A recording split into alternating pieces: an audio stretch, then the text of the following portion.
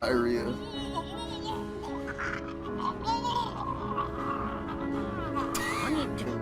It. I just think for a Naruto game, it is fucking terrible because I have a brain. I'm not a blind ass fanboy. I have common sense and I'm not being sponsored by the developers like many of these asshole YouTubers out here. I spent about $60 on this game, so I want my 10 minutes worth. Chris, I'm not playing a One Punch Man fight. Bruh, no, stop. Put in Tekken. Absolutely be legendary. Look at what's going on the screen right now. I can't wait to play this amazing masterpiece. What the fuck is this piece of shit? What am I playing here?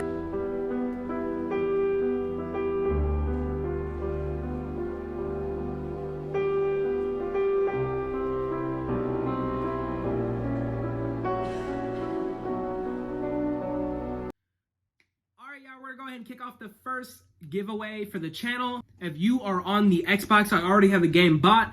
Text me on my Twitter, link is in the description, and I'm going to send you the code. If you're on PlayStation, don't feel bad. Your turn will be whenever next video is. And of course, if you were too late and you didn't get in time, that's fine. Just turn on the notifications for your boy, and let's get into the video. Hey, what's up, guys and gang? Today we are here to solve a mystery that's been on all of our minds this year. Where the fuck are they anime games at? I don't think that there's one answer to this question, and in fact, it's probably multiple. Let's go ahead and let's solve this mystery. But before we do get into this, I want to let you know this documentary kind of commentary style videos, this isn't my forte, this isn't what I really do. I like to make gameplay videos, so I'm stepping out of my comfort zone. Please be nice to me in the comments, y'all. So without further ado, let's go ahead and let's get started. So if we want to solve this mystery, I think we need to jump back into a time machine. Let's go to 2019, right before the pandemic. Some anime games that came out that year were Tokyo Ghoul, Call to Exist, Kill la Kill, and One Piece World Seeker, and the most popular being Jump Force. Jump Force was supposed to be the biggest anime game of all time. It was a surefire idea, right? To put in 40 characters from 16 of anime's biggest franchises. And Bandai was right to think that the game was gonna succeed to a certain degree. The game had sold very well on launch, but as soon as the game pushed on, most of the player base just got up and left. Everyone was complaining of a generic story mode filled with filler missions, embarrassing graphics, and glitches. This really isn't new to anime games. Most are in poor quality, to be honest with you, but this time expectations were higher. Investors who funded the game, they were upset with Bandai. You see, investors put money into the game hoping that they can make more back, so by having a dead player base with no one left to buy the DLC, that pissed them off. No doubt this was surely one of the reasons why 2021 has seen a lack of anime games, but let's continue investigating. Let's jump into the year 2020. Entering 2020, we would see the release of One Punch Man, we knew that shit was gonna be ass, One Piece Pirates 4, and My Heroes 1's Justice, we knew that shit was gonna be ass, which were all mostly soulless cash grab anime games that we become accustomed to. Except this time, these cash grabs weren't even making cash. Whoa,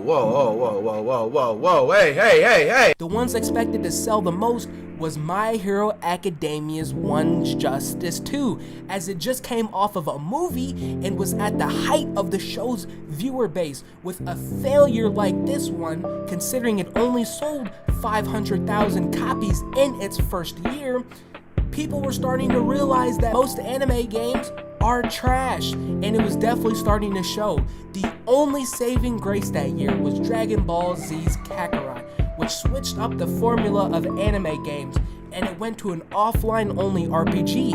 And as expected, with Dragon Ball games being the king of anime games, it sold 2 million copies and was an absolute joy to play, and followed it up with some very amazing DLCs, but not even that could save 2021. So, now that 2020 has been analyzed and we can clearly see that they had 2 terrible years for anime games, 2021 was probably going to start off to a very rocky start. Well, let's look at everything that came out in 2021, shall we? Yeah, Demon Slayer Hinokami Chronicles has been the only title to come out for a major anime. At face value, it's another Naruto Ninja Storm generic arena fighter bound to fail, like all of its brothers and sisters throughout the past 2 years, except it was different this time. A different studio had finally gotten their hands on a major anime franchise. And yeah, the game was based as a generic Storm ripoff, but some real love was put into the game. If you are a fan of Demon Slayer, you can feel the love put into it. It might sound corny, but the game has a soul, a feeling I haven't felt in an anime game since Dragon Ball FighterZ. The game has sold 1 million copies in 2 weeks, and overall has been an absolute enjoyable game for fans to play. But it's still too early to tell if this success will wake Bandai up, teaching them that it doesn't matter the type of game you put out, as long as you put in love and passion and do your very best, that fans will appreciate and play the game. We don't care if it's multiplayer, offline, as long as it's a good game. We will buy it. I honestly think we're close to solving this mystery, but there's one missing thing. If Bandai isn't making the anime games, who is? To answer this question, we once again have to jump back to the year 2018. One game I left out during that time period was a little mobile game called Dragon Ball Legend. A game of this nature had never been attempted yet. It was your average mobile game that wanted fans to spend money to compete, but it had a larger budget and featured engaging combat. Throughout the years, the game has been a major success, and to prove that, its first year, it was reported that the game had made over $100 million of revenue.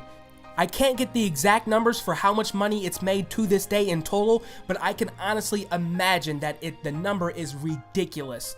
In 2020, 7 Deadly Sins wanted to get in on this action. You see, investors were raving about it. We can make this mobile game and get so much money off of it. It doesn't cost a lot to make. It has a small dev team, not a lot of stuff to patch. We don't have to make DLCs, but we can put in cards and different characters and collect money off that and get a bag.